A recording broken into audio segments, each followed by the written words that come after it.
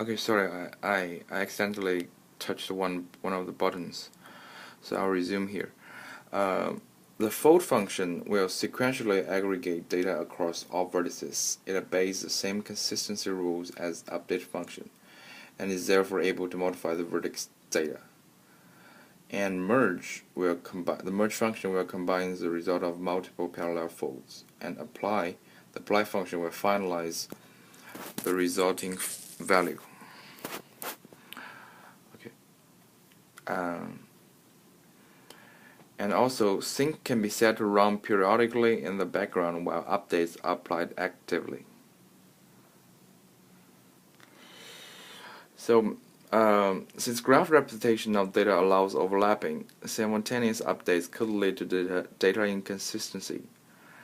GraphLab provides 3 data consistency models, which are vertex level, edge level, and full range. And also, GraphLab ensures that update functions never share overlapping exclusion sets concurrently, since they are exclusive.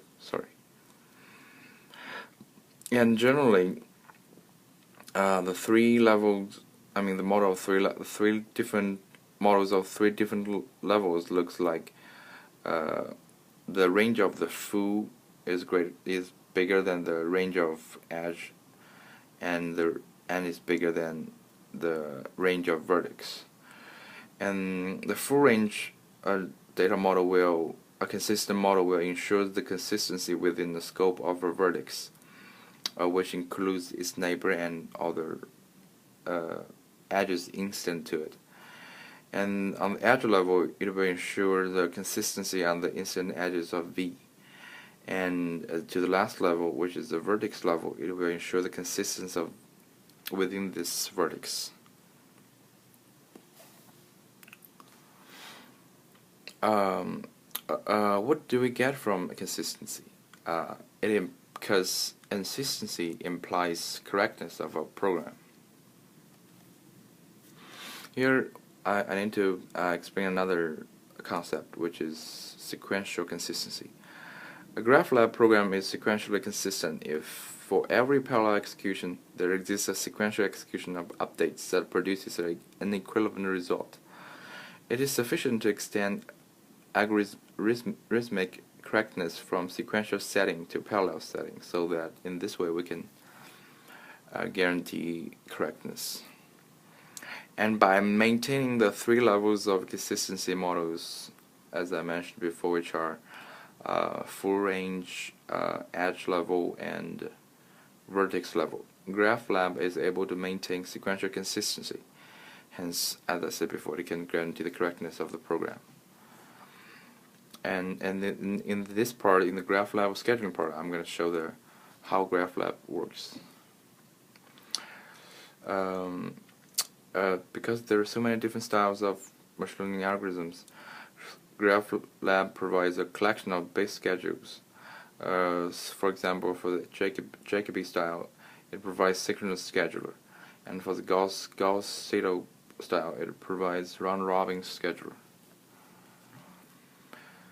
And many machine learning algorithms require more control of the tasks that are created in the order in which they are executed.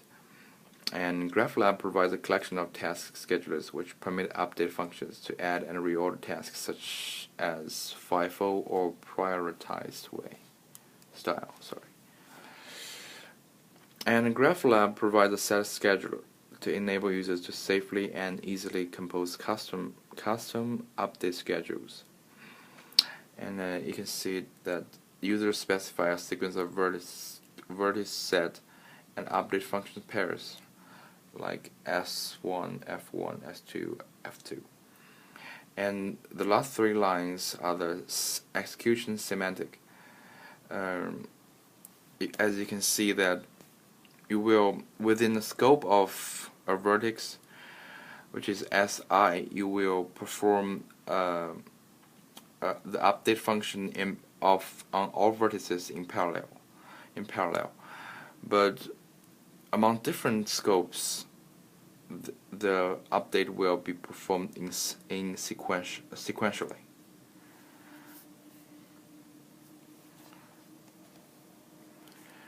And So in this case, the extent of parallelism depends on the size of each set, and the procedure is highly sequential if the size is as small as I said before.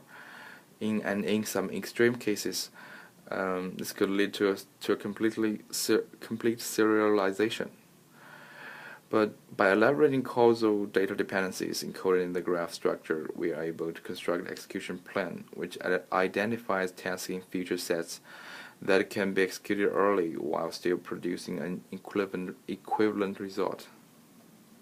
It's kind of like prefetching or speculation in computer architecture.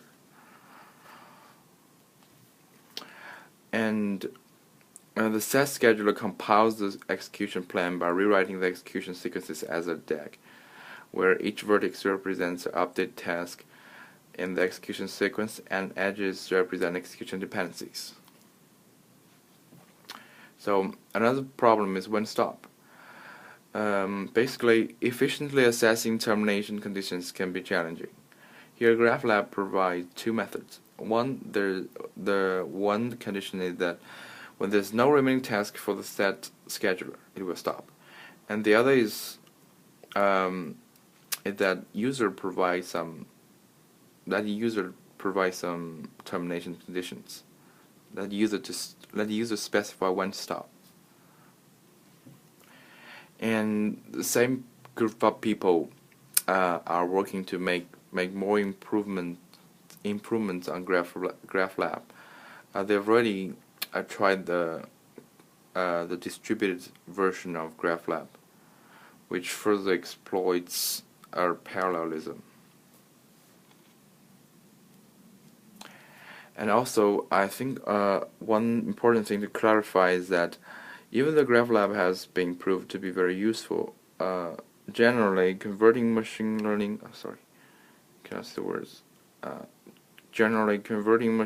algorithms programs into GraphLab versions is not as easy as we might have thought.